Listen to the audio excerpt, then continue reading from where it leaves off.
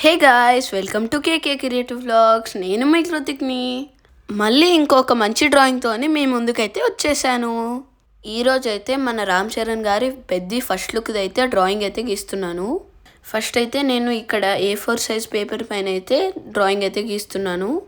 First అయితే నేను 1/1 centimetre grid lines అయితే కొట్టుకున్నాను. అలాగే ఇక్కడైతే బార్డర్ వేసుకున్నాను కదా, అదైతే 1 సెంటీమీటర్ గ్యాప్ అయితే ఉంటుంది.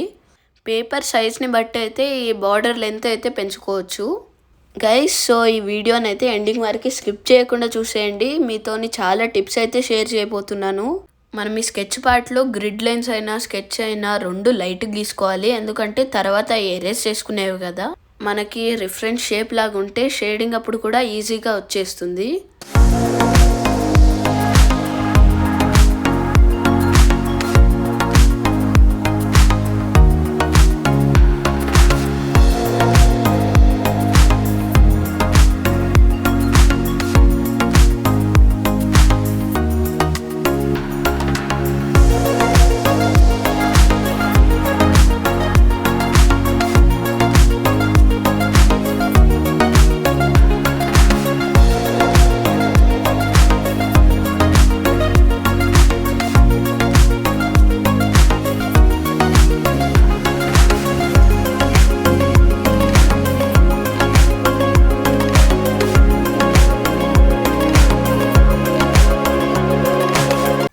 గైస్, ఇక్కడైతే మీరు ఒకటి అబ్జర్వ్ చేసినట్టయితే అసలు నేను వేస్తున్నానో లేదో మీకు డౌట్ రావచ్చు, ఎందుకంటే నా హ్యాండ్ కనిపించట్లేదు కదా.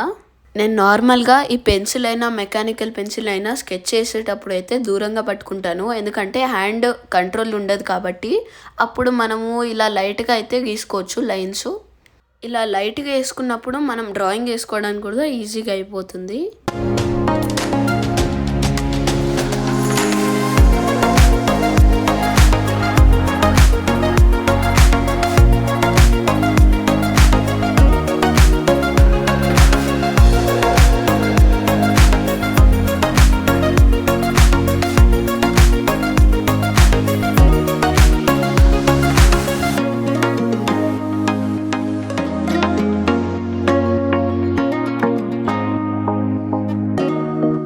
గైస్, మీలో ఎవరైనా మన ఛానల్ని ఫస్ట్ టైం చూస్తున్నారా?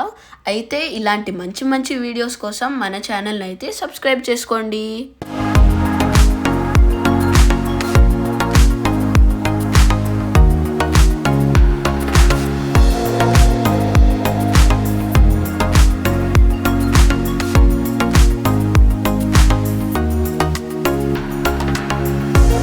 స్కెచ్ పార్ట్ అయితే కంప్లీట్ అయిపోయింది గైస్. ఇప్పుడైతే మనం షేడింగ్ పార్ట్ అయితే స్టార్ట్ చేద్దాం.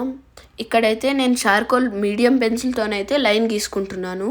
మీడియం పెన్సిల్ అంటే సాఫ్ట్ హార్డ్ మధ్యలో మీడియం పెన్సిల్ అయితే ఉంటుంది, అంటే మీడియం లెవెల్లో ఇలా డార్క్నెస్ అయితే ఇస్తుంది.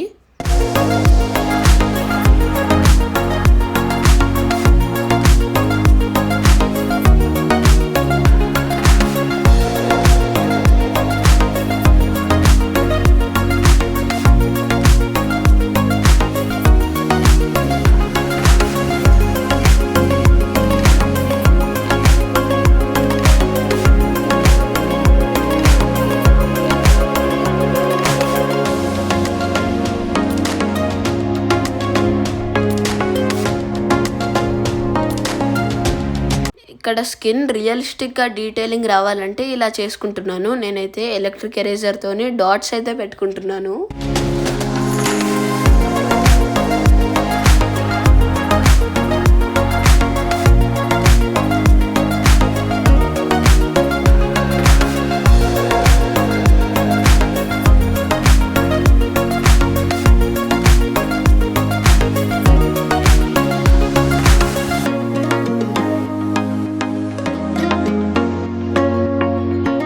ఈ చార్కోల్ పౌడర్ అయితే డైరెక్ట్గా మన డ్రాయింగ్ పైన అయితే వేయకూడదు.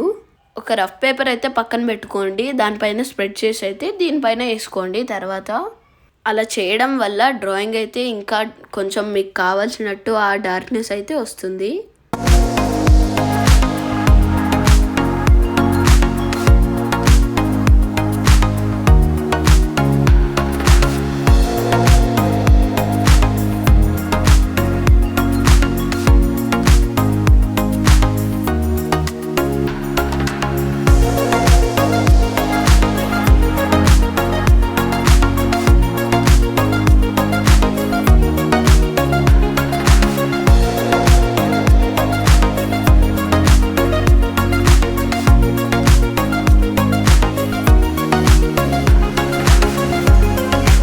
డ్రాయింగ్లో అయినా మనం ఐస్ ఫస్ట్ పర్ఫెక్ట్గా వచ్చేటట్టు చూసుకోవాలి. ఐస్ పర్ఫెక్ట్గా వచ్చినట్టయితే మొత్తం ఫేస్ అంతా కరెక్ట్గా వచ్చినట్టే.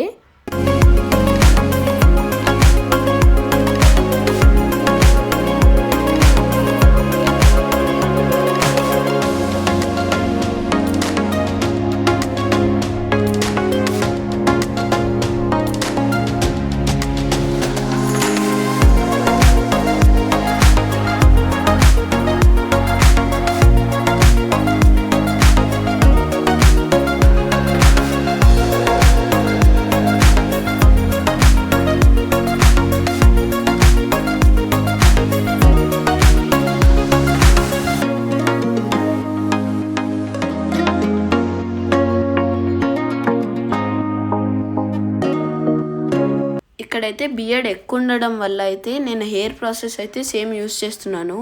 నార్మల్గా బియర్డ్ తక్కువ ఉంటే ఆల్మోస్ట్ 2 లేయర్స్లో అయిపోతుంది. కానీ హెయిర్ లేయర్ అయితే 4 to 5 లేయర్స్ అయితే గీసుకోవాలి.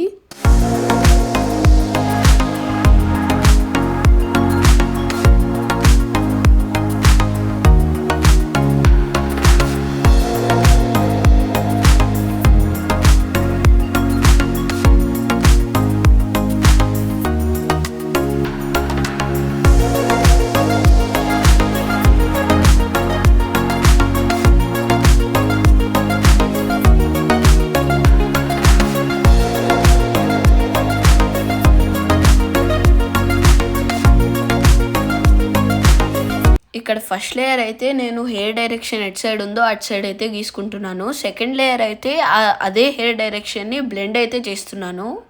ఇలానే థర్డ్ లేయర్ కూడా రిపీట్ చేసుకోవాలి. మళ్ళీ ఇంకా డార్క్గా లైన్స్ అయితే గీసుకుంటాను. మళ్ళీ 4th లేయర్ అయితే మళ్ళీ అదే లైన్స్ని బ్లెండ్ చేసుకుంటాను.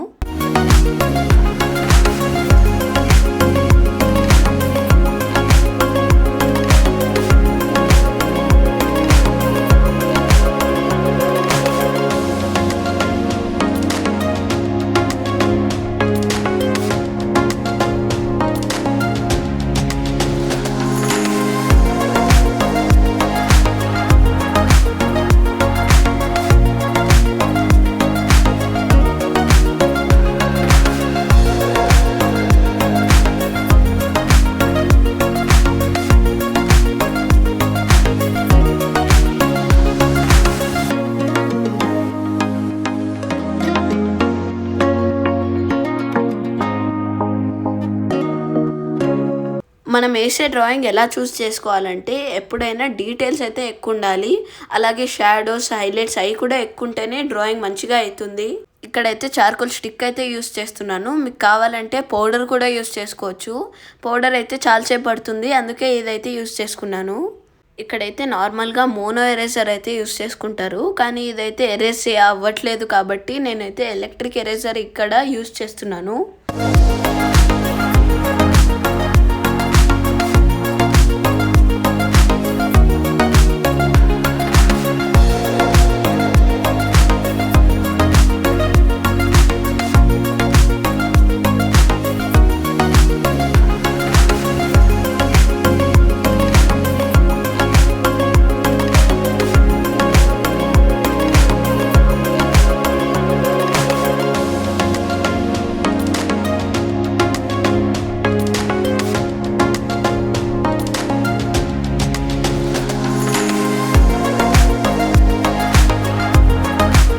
ఇక్కడైతే హెయిర్ పార్ట్ అయితే స్టార్ట్ చేశాను. నీడబుల్ ఎరేజర్తోనైతే లైట్గా ఎరేజ్ చేసుకొని షేడింగ్ అయితే స్టార్ట్ చేశాను.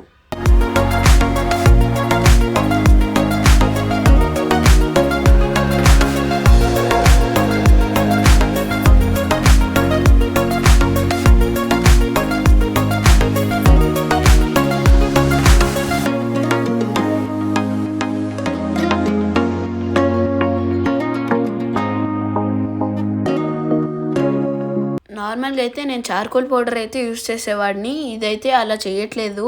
హెయిర్ అయితే డార్క్గా ఉంది కాబట్టి పెన్సిల్తోనైతే గీసుకుంటున్నాను.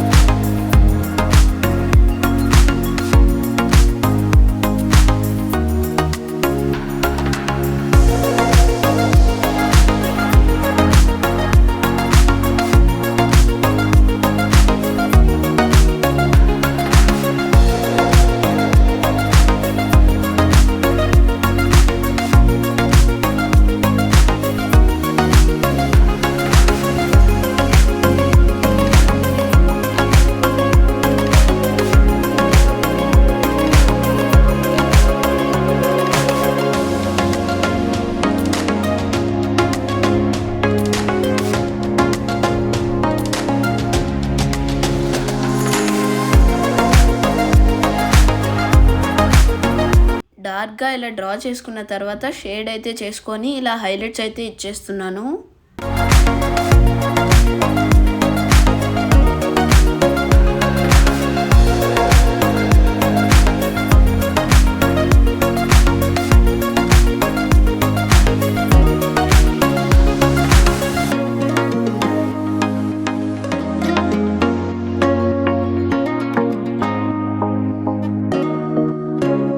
గైస్, నేను వేసిన డ్రాయింగ్లో ఏమైనా మిస్టేక్స్ ఉంటే తప్పకుండా చెప్పండి కామెంట్స్లో, సో దట్ నేను ఇంకా ఇంప్రూవ్ అవ్వడానికి హెల్ప్ అవుతుంది.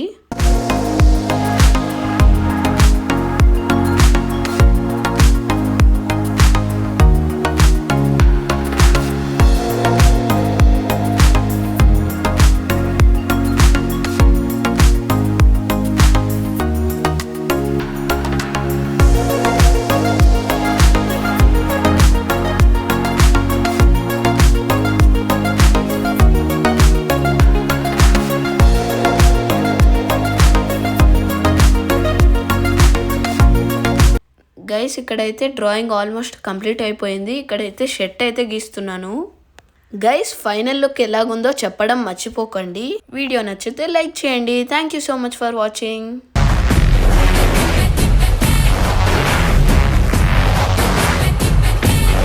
ప్లీజ్ సబ్స్క్రైబ్ చేసుకోండి మామా.